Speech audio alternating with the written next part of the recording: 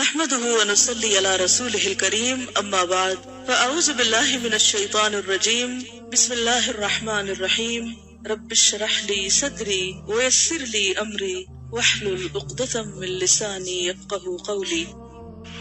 نبی کی بیویوں سے اگر تمہیں کچھ مانگنا ہو تو پردے کے پیچھے سے مانگا کرو، پردے کے پیچھے سے۔ جی ہاں، مردوں کو یہ حکم دیا کہ سامنے سے نہیں، بغیر حجاب کے نہیں، حجاب کے پیچھے سے۔ کیوں حجاب؟ کیوں؟ اس آیت کو انڈر لائن کیجئے، یہ آیت حجاب کی ضرورت بتاتی ہے۔ یہ تمہارے اور ان کے دلوں کی پاکیزگی کے لیے زیادہ مناسب طریقہ ہے، یعنی اس سے دل پاکیزہ رہیں گے۔ حضرت انس کہتے ہیں کہ میں نبی صلی اللہ علیہ وسلم کا خادم تھا، بغیر اجازت آپ کے گھروں میں آتا جاتا تھا۔ ایک دن میں آیا تو آپ نے فرمایا میرے پیارے بیٹے ٹھہر جاؤ، تمہارے بعد ایک نیا حکم آیا ہے، اب بغیر اجازت اندر نہ آؤ، یعنی ان کے اوپر بھی اجازت ہوگی۔ پھر اسی طرح اس چیز سے بھی روک دیا گیا کہ کوئی مرد کسی عورت کے ساتھ اکیلے بیٹھے کسی کمرے میں، خواہ کوئی بھی کام ہو۔ رسول اللہ صلی اللہ علیہ وسلم نے فرمایا عورتوں کے پاس جانے سے بچو۔ اس پر انصار کے ایک صحابی نے عرض کیا یا رسول اللہ، دیور کے متعلق آپ کی کیا رائے ہے؟ بردر ان لا جو ہے۔ آپ نے فرمایا دیور یا سسرالی رشتہ دار تو موت ہے، یعنی یہ نہیں کہ سب گھر والے چلے جائیں اور دیور بھابھی اکیلے گھر میں رہ جائیں، یہ پسندیدہ نہیں۔ رسول اللہ صلی اللہ علیہ وسلم نے ممبر پر کھڑے ہو کر علل اعلان سب کو فرمایا کوئی آدمی آج کے دن کے بعد کسی عورت کے پاس جس کا شوہر موجود نہ ہو نہ جائے، یعنی ہسبینڈ کی ایبسنس میں کوئی مرد کسی عورت کے پاس نہ جائے۔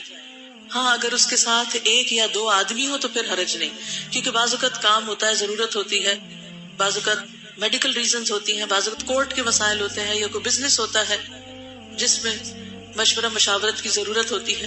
تو ایسی صورت میں کیا حکم ہے کہ اگر ضرورت پڑے مرد کی کسی عورت سے بات کرنے کی یا اس سے کوئی کام ہو تو دو تین مرد اور بھی ساتھ ہوں، اکیلی عورت نہ ہو۔ جیسے آج کل ہمارے دفتروں کا کلچر بن گیا ہے، ایک لڑکی ایک لڑکا بیٹھ کے کام کر رہے ہیں، ہنسی مذاق چل رہا ہے، گپ شپ ہو رہی ہے، اسلامی لحاظ سے بالکل ممنوع ہے۔ آپ نے فرمایا کہ شیطان انسان کے جسم میں خون کی طرح دوڑتا ہے، تو شیطان جہاں موجود ہو وہ مرد اور عورت کا دل پاک کہاں سے رہنے دیں گے؟ تو دلوں کی پاکیزگی بھی ضروری ہے۔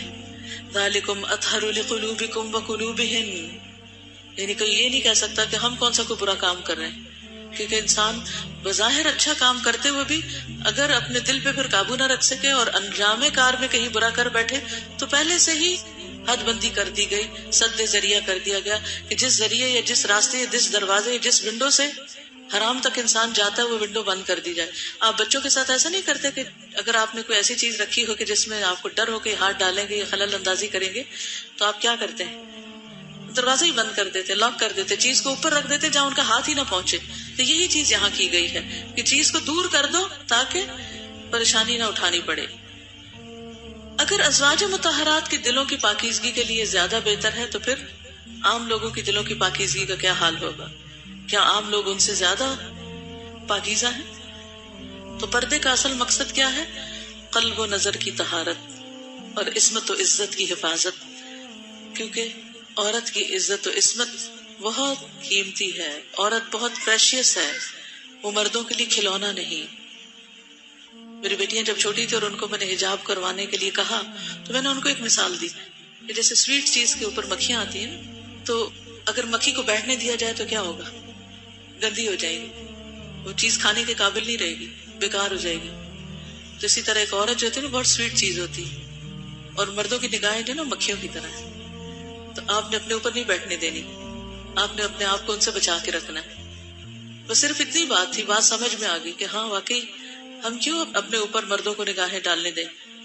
تو پردہ کرنا بھی آسان اور اس کا مقصد اور طہارت جو قلب و نظر کی اور ویسے بھی عزت و آبرو اور عصمت کی حفاظت وہ بھی اس میں موجود۔ تو کسی بھی طرح سے آپ اگر یہ سمجھے کہ اللہ تعالیٰ ہمارے لیے ہماری ماں سے بڑھ کر ہم سے محبت کرنے والا ہے تو وہ احکامات ہمیں کیوں دے رہا ہے؟ وہ ہمیں پروٹیکٹ کرنا چاہتا ہے۔ حجاب عورت کی پروٹیکشن کے لیے ہے، عورت کی حفاظت کے لیے ہے، عورت کو بہترین مقام دینے کے لیے ہے۔ حجاب عورت کو مردوں کے ہاتھوں کھلونا بننے سے بچاتا ہے۔